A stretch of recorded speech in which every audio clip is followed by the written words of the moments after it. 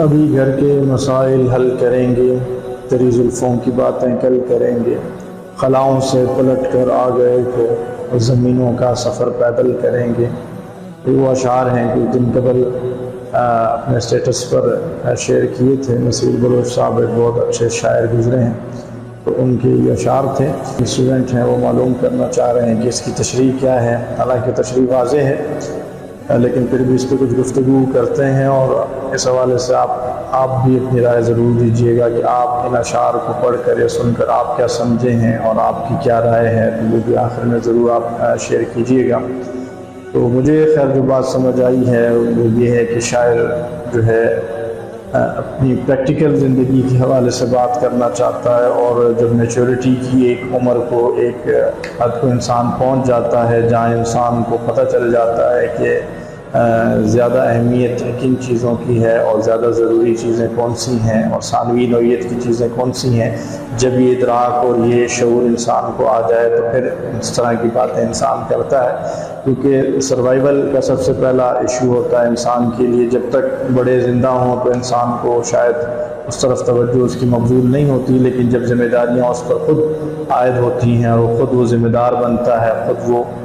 اس age پر یا اس position پر آتا ہے کہ اس نے دوسرے احباب کو ساتھ لے کر چلنا ہوتا ہے، تو پھر وہ دیگر تمام چیزوں سے اپنی توجہ ہٹا کر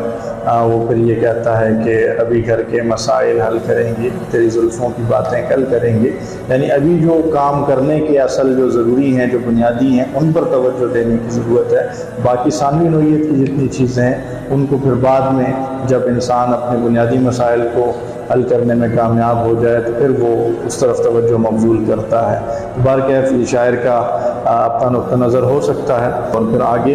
کہ خلاؤں سے پلٹ کر آ گئے تو زمینوں کا سفر پیدل کریں گے، تو اس کی بہت ساری تشریحات ہو سکتی ہیں، لیکن ایک یہی کہ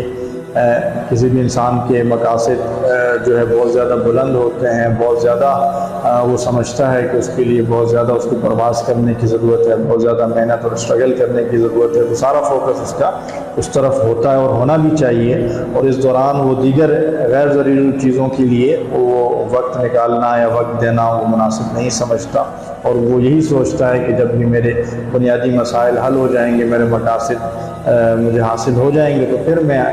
دوبارہ سے جو جن چیزوں پر میں توجہ نہیں دے سکا ہوں تو وہ دوں گا۔ تو بہرحال ایک تو یہ بھی ہو سکتا ہے، اور دوسرا یہ بھی اس کی ایک تشریح ہو سکتی ہے کہ انسان جب خود کو کچھ سمجھنے لگ جاتا ہے، ہوا میں اڑنے لگ جاتا ہے، تو وہ سمجھتا ہے کہ بہت کچھ ہے، لیکن جب وہ مقاصد حاصل نہیں ہو پاتے یا مقاصد حاصل ہونے کے بعد ان کے اندر وہ چارم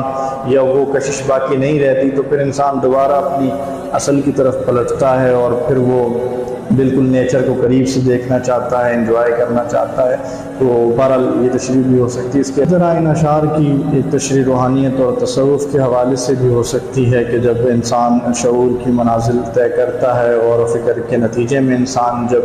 اس نتیجے پہ پہنچتا ہے کہ اصل چیز جس چیز پر غور و فکر کرنا ہے وہ تو انسان خود ہے، انسان کی اپنی ذات ہے،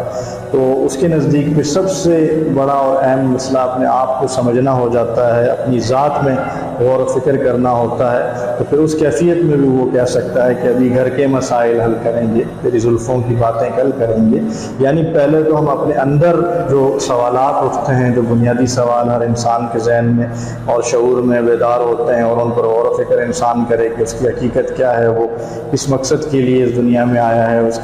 اس کے مقاصد کیا ہیں، اور وہ کس طرح سے اس دنیا میں آیا ہے، اور کیا آگے وہ رسپانسبل بھی ہوگا نہیں ہوگا، تو اور وہ خود کس چیز سے بنا ہے، اس کے اندر اصل کیا ہے، اسپرٹ کیا ہے، روح کیا ہے، اس طرح کے مسائل پر جب انسان غور و فکر کرنے لگتا ہے تو پھر اس کو اپنے اندر ہی پوری کائنات نظر آنا شروع ہو جاتی ہے۔ پھر باہر کی تمام چیزوں کو وہ یہ کہتا ہے کہ وہ بعد کے مسائل ہیں، پہلے تو ہم اپنے گھر کا اندر کا اپنا وہ مسئلہ حل کریں، تو پھر باقی باتیں بعد میں ہوں گی۔ اور پھر کیونکہ یہ اس کے لیے بہت زیادہ اونچائی میں سفر کرنے کی ضرورت ہے، تو انسان بہت زیادہ غور و فکر کرتا ہے کہ خلاؤں سے پلٹ کر آ گئے تو زمینوں کا سفر پیدل کریں گے، یعنی اپنے آپ اپنے اندر کا جو راز جان لیا، اپنی زندگی کے مقصد کو اگر ہم نے جان لیا ہے، پہچان لیا، تو پھر تو اس کائنات کے ذرے ذرے کو ہم بغور دیکھیں گے، یعنی پیدل سفر کریں گے تو اس کے ایک ذرے ذرے کا مشاہدہ کریں گے، اس کائنات کے ہر چیز کو بغور دیکھیں گے، اور اس کے اندر چھپی ہوئی جو اس کے رموز ہیں ان پر غور و فکر کریں گے، ان کو دیکھیں گے۔ تو وہ تب ہی ہو سکے گا جب پہلے اندر کی دنیا آباد ہوگی، اندر کی جو انسان کا جو شعور ہے، جو انسان کے اندر کی آنکھ جسے کہتے ہیں، وہ بیدار ہو۔ تو وہ تب ہی ہوگی کہ جب انسان اپنے یہ بنیادی مسائل حل کرے گا۔ تو خیر لب لباب بہرحال یہی ہے کہ انسان